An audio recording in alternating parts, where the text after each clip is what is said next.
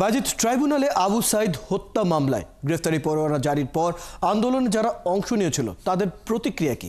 এছাড়া আবু সাইদের সহপাঠীরা কি বলছেন?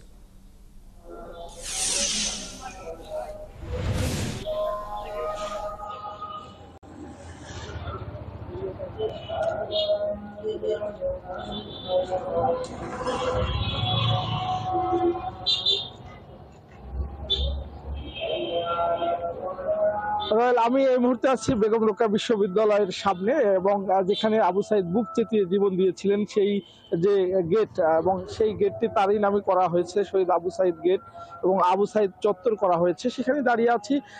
এই যে আজকে ২৬ জনের যে গ্রেফতারি পরোয়ানা হলো, এর মধ্যে দুজন, একজন বেগম রোকেয়া বিশ্ববিদ্যালয়ের সাবেক ভিসি এবং আরেকজন রংপুরের পুলিশ কমিশনার। এই যে ২৬ জন, এবং এর আগে যে ৪ জন গ্রেফতার আছে পুলিশের হাতে, এই যে ৩০ জনের সম্পৃক্ততা পেয়েছে। এ নিয়ে আমরা একটু কথা বলতে চাই। এই মামলার, আবু সাইদ হত্যা মামলার যে প্রধান সাক্ষী ডক্টর তুহিন অদুত, আপনার কাছে জানতে চাইব যে এই যে আজকে প্রসিকিউশন ফর্মাল চার্জ গঠন করেছে এবং ৩০ জনের নাম এসেছে সম্পৃক্ততার সাথে, এটি নিয়ে আপনি কি বলবেন? হ্যাঁ, ধন্যবাদ। প্রধান সাক্ষী তো ব্যাপারটা না সাক্ষী হিসেবে আছে।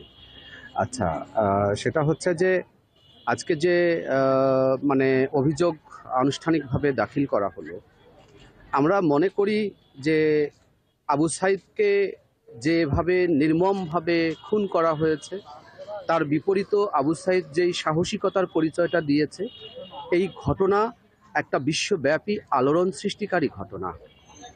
এই ঘটনায় আমরা চাই যে এর বিচার কাজটা খুব দারুণ পরিচ্ছন্নতার সাথে এবং স্বচ্ছতার সাথে হাজির হবে, এবং বর্তমান যে কার্যক্রম চলছে আমরা মনে করি যে একটা স্বচ্ছতার ভিত্তিতে কাজ এগুচ্ছে।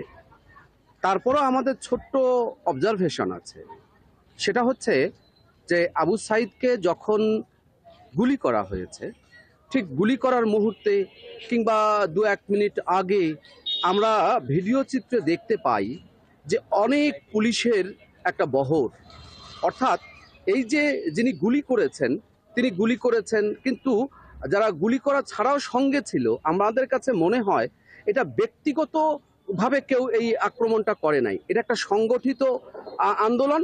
আবার ব্যক্তিগতভাবে কেউ গুলি করে নাই, এটা সংগঠিতভাবেই এই গুলিটা করেছে। তো সংগঠিতভাবে যদি অনেকে সংঘবদ্ধ হয়ে আসে, তাহলে কি দায়টা একজনের হবে? এটা আমাদের একটু জানতে চাওয়া। কারণ হচ্ছে যে ওখানে আমরা ভিডিওতে দেখতে পাচ্ছি ২০-৩০ জন পুলিশ, তো পুলিশই তো ২০-৩০ জন একসঙ্গে যখন সবাই গিয়েছে, একজন গুলি করলেও আমরা মনে করি যে সঙ্গে যারা ছিল তারা কিন্তু সবাই কোনো না কোনোভাবে অভিযুক্ত। এই ঘটনায় তো শুধু পুলিশ ছিল না, আমরা দেখেছি লাঠিসোঁটা নিয়ে সেখানে বিশ্ববিদ্যালয়ের কর্মচারী ছিল, শিক্ষক ছিল, ছাত্রছাত্রীরা ছিল। আমি সে কথা বলছি, আমি পুলিশ থেকে শুরু করেছি।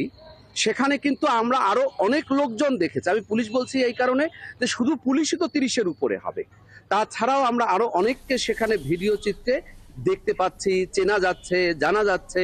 তার একটু আগে, মিনিট ২-১ আগে যে ভিডিও, সেই ভিডিও চিত্রে দেখতে পাচ্ছি অনেক পুলিশ তাকে মারছে এবং তার মাথার এখানে অনেকখানি গর্ত হয়ে গেছে এই পিছনের এই সাইডটায়। তো এই ঘটনাগুলো কিন্তু একা ঘটায় নাই, বা ২-৪ জন, একটা অনেক বড় সংঘবদ্ধ দল গিয়েছে, সেখানে পুলিশ আছে, পুলিশের বাইরে অন্য লোক আছে।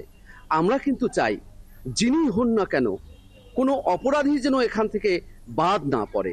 ফলে ৩০ জন যখন অভিযুক্ত হয়েছে, তখন আমাদের কাছে মনে হয়েছে যে এই ৩০ জনের বাইরে অন্য যারা উপস্থিত ছিল, যারা সংঘবদ্ধ হয়েছিল, তাহলে কি তাদের কোনো দোষ নেই, দায় নেই?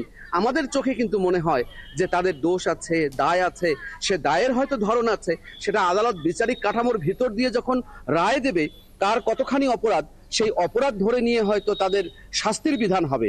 কিন্তু আমরা মনে করি যে এই অভিযুক্তির যে তালিকা, এই অভিযুক্তের তালিকাটা আরেকটু দীর্ঘ হওয়ার কথা ছিল, কারণ এর নেপথ্যে যারা আছে তাদেরকেও নিয়ে আসা হচ্ছে, তাহলে প্রকাশ্যে যারা আছে তারা নেই কেন? শুনছিলেন যে এখানে যে সাক্ষী ডক্টর তুহিন অদুত, তিনি বলছিলেন। ধন্যবাদ শাহ বাজিদ আহমেদ, আপনার বক্তব্য আমরা শুনছিলাম। আপনার কাছ থেকে বেশ কিছু তথ্য আমরা জেনে নিলাম। ধন্যবাদ সময়টুকু দেওয়ার জন্য। দর্শক, আমাদের সাথে যুক্ত ছিলেন রংপুর থেকে আমাদের সহকর্মী শাহ বাজিদ আহমেদ, এবং তিনি কথা বলছিলেন ট্রাইব্যুনালে আবু সাইদ হত্যা মামলার গ্রেফতারি পরোয়ানা জারি হয়েছে এবং এই সম্পর্কিত বেশ কিছু জনের সাথে আমরা কথা বলছিলাম। এবার চলে যাচ্ছে